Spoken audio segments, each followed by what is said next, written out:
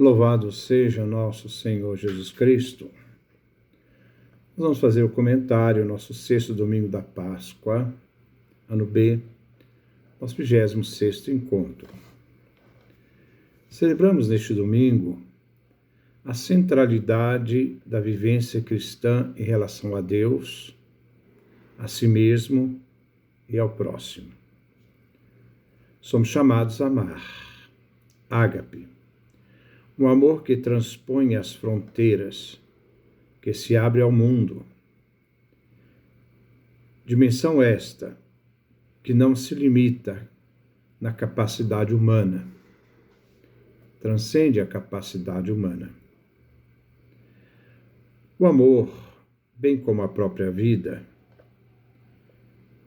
não se deixa ser limitado a uma definição, isto é, colocar limites, fins. Não pode ser contido na linguagem cultura humana e não se reduz a nenhum critério de entendimento humano, porque a experiência do amor sempre transcende essa realidade da capacidade do entendimento humano. Não se mede uma intensidade da pessoa que ama. O ser humano que gosta de tudo definir para poder dominar, não consegue nem mesmo palavras para expressar o amor que dá a vida pelo outro, simplesmente por pura gratuidade.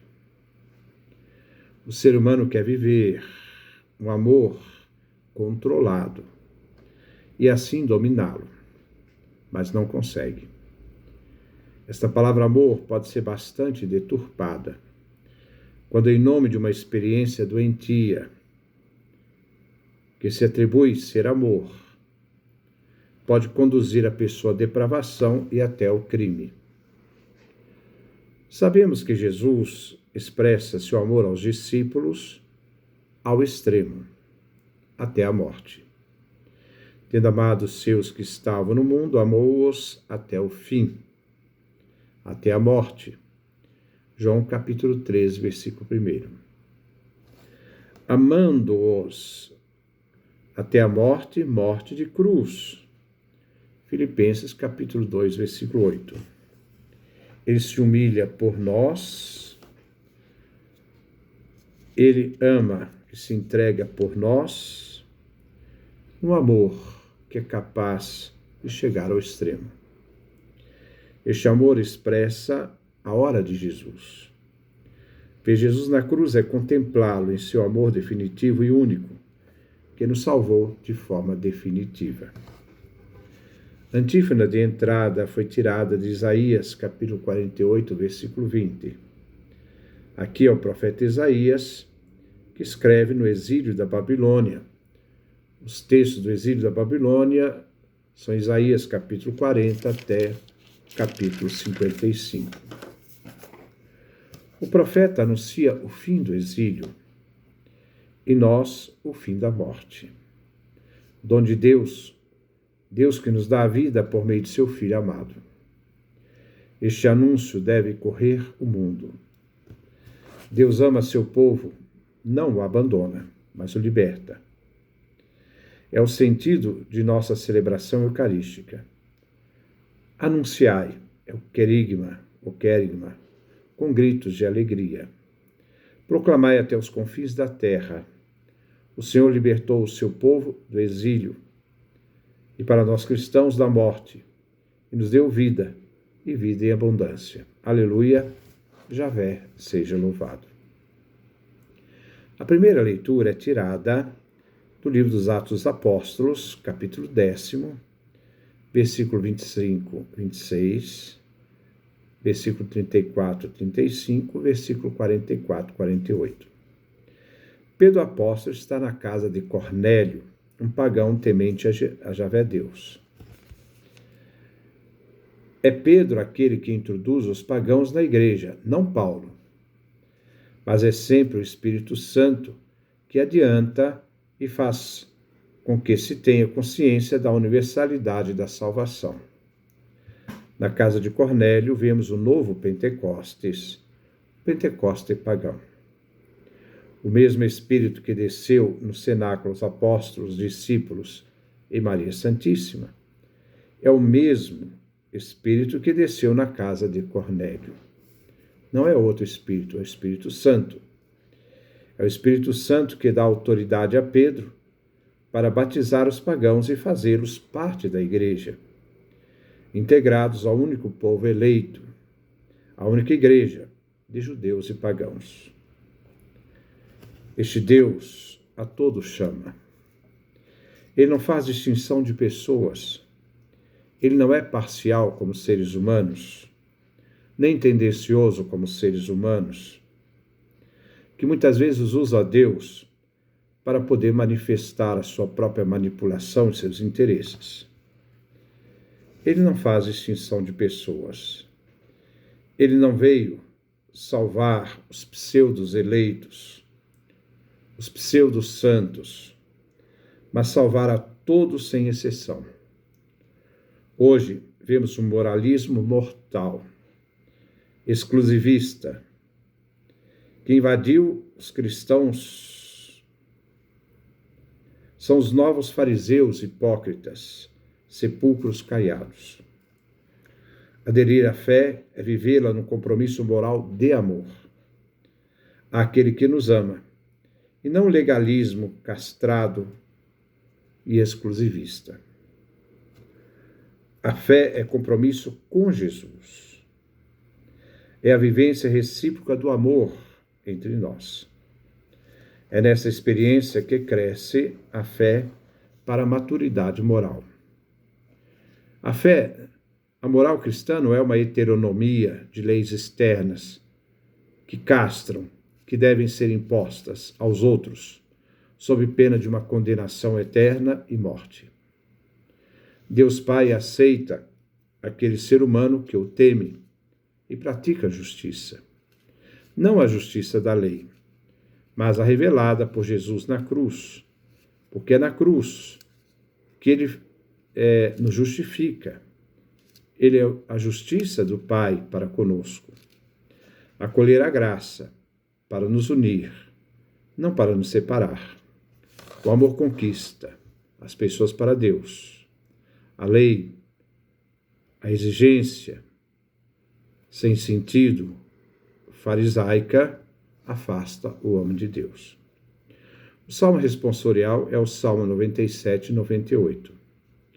Este salmo narra o louvor pelas maravilhas de Deus e é do período do pré-exílio da Babilônia.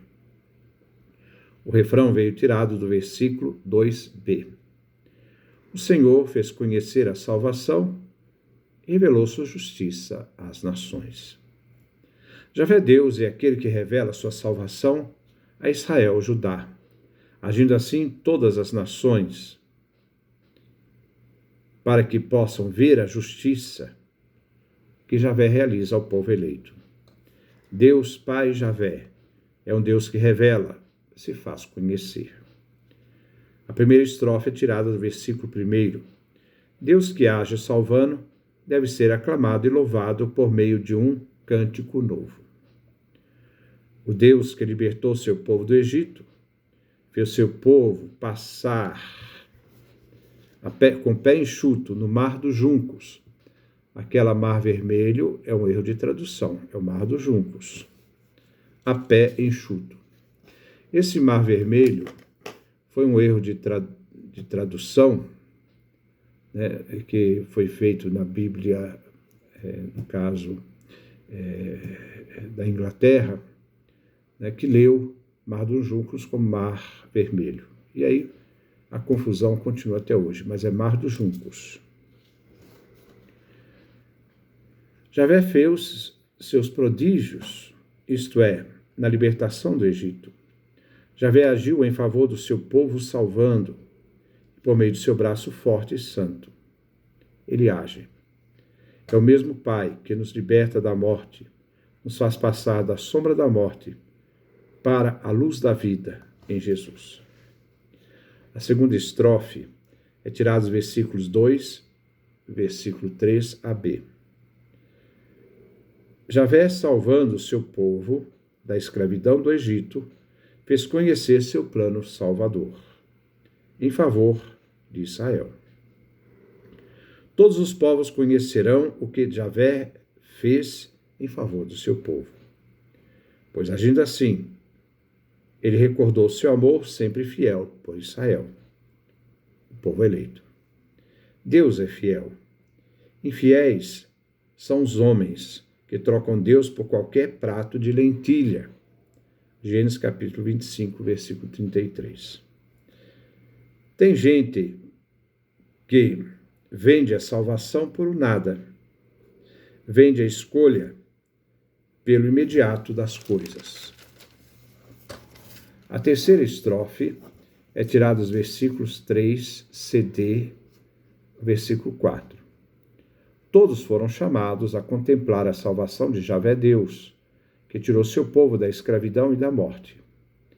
A terra é chamada a aclamar, a alegrar, exultar por tudo aquilo que Javé fez, em favor do seu povo eleito. Também nós devemos aclamar, exultar, alegrar, pois o Pai nos salvou em seu Filho amado, rompendo os grilhões da morte e nos dando vida por meio de Jesus, seu Filho amado. A segunda leitura é tirada da primeira carta de São João. João, que era aqui, nós estamos lá, 1 João capítulo 4, do versículo 7º ao versículo 10º. Vamos lá. João, então, quer aqui nos chamar a uma atitude recíproca. Amemo-nos uns aos outros. Este imperativo nasce da fonte de amor, que é dom de Deus. Ele é a fonte do amor. O amor vem de Deus. Tem sua origem em Deus e dele procede. A consequência é que na vivência do amor, essa vivência nos faz então nascer de Deus. Uma nova vida, transformada, transfigurada. O nascer de Deus nos faz conhecer a Deus, cuja fonte é o amor. Deus é amor. Este amor foi-nos revelado por meio de Jesus Cristo, o Filho único, revelado inteiramente ao mundo. Este amor foi revelado para que por meio de Jesus tivéssemos vida. O amor é graça, não é mérito humano. Por isso, a iniciativa é sempre divina, é Deus. Foi Deus Pai, aquele que nos amou primeiro. Ele tomou a iniciativa, o princípio. Nosso amor é sempre um amor-resposta. Ele nos amou, nos dando, enviando o seu Filho Jesus, que morreu na cruz, a vítima imolada, a fim de que nossos pecados fossem perdoados. Vencendo o pecado, Jesus vence a pena do pecado, isto é, a morte, e nos liberta da cadeia da morte. O Evangelho é tirado de São João, capítulo 15, versículos de 9 a 17. Jesus fala da revelação do Pai com ele e de Jesus com seus discípulos. Como o Pai me amou. O amor do Pai é desde toda a eternidade. O Pai, desde toda a eternidade, ama o Filho. Esta mesma relação fundamenta o amor do Filho com seus discípulos. Eu também vos amei. Diante desse amor de Jesus por nós, vem o mandamento. O verbo está no imperativo, permanecei no meu amor. Que o discípulo possa permanecer unido em comunhão ao amor de Jesus. Esse amor por nós.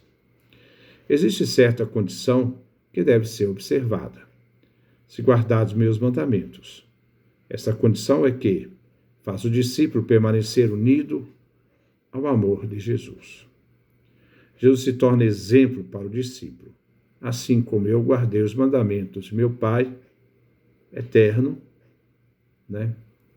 E Jesus então permanece unido ao amor do Pai, em comunhão total, plena com o Pai, realizando sua vontade. Jesus aqui fala dos mandamentos no plural. E nos exorta, a fim de que sua alegria esteja nos discípulos. E a alegria seja transbordante, plena. A alegria que Jesus fala será plenamente manifestada quando Jesus aparecer vivo no meio dos discípulos. Quando Jesus, na ressurreição, lhes mostra as mãos e o lado. E João diz, então os discípulos ficaram alegres por verem o Senhor. João capítulo 20, versículo 20. Agora, Jesus fala no único mandamento singular. Ele usa o pronome demonstrativo para revelar qual é este mandamento. Amai-vos uns aos outros, assim como eu vos amei. Mas como Jesus nos amou?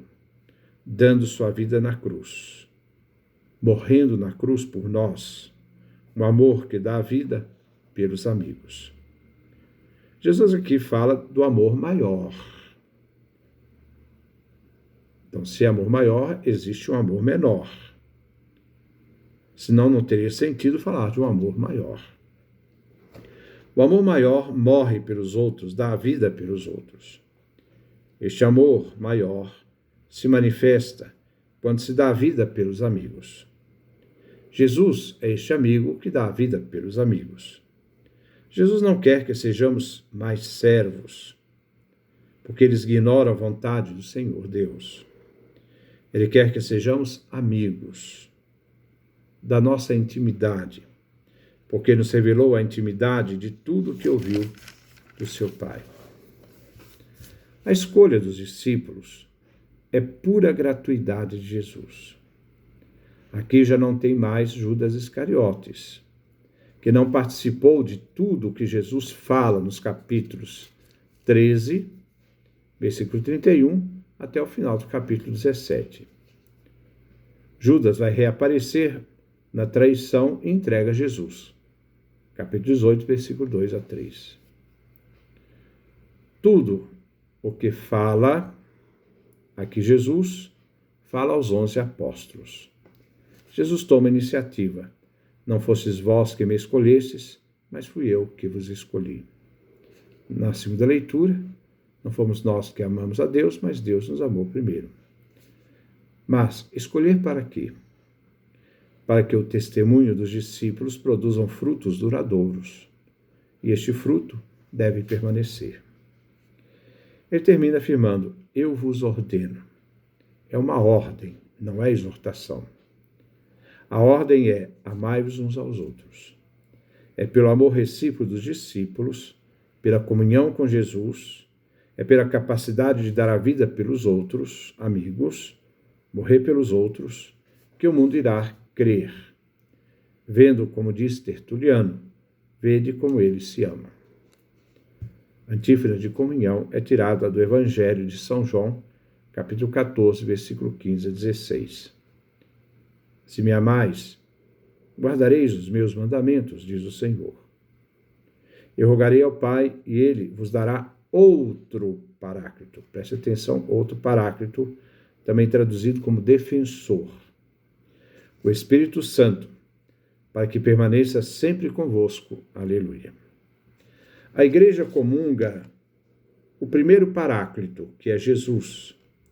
Aquele que São João diz na primeira carta. Temos junto do Pai um paráclito, um defensor, Jesus Cristo justo. 1 João capítulo 2, versículo 1. Ao sermos portadores de Cristo na Eucaristia, Cristóforos, somos guiados por um outro paráclito, na missão de testemunhar Deus no mundo. Somos guiados pelo Espírito Santo. Ele permanece conosco, nos consagrando em nossa missão que Jesus nos confiou. Como o Pai me enviou, eu também vos envio. Então esse é o texto, é o comentário que nós fazemos para este domingo, do tempo da Páscoa ao sexto domingo. Que Deus nos dê a sua graça, a sua bênção, a sua face resplandeça sobre nós.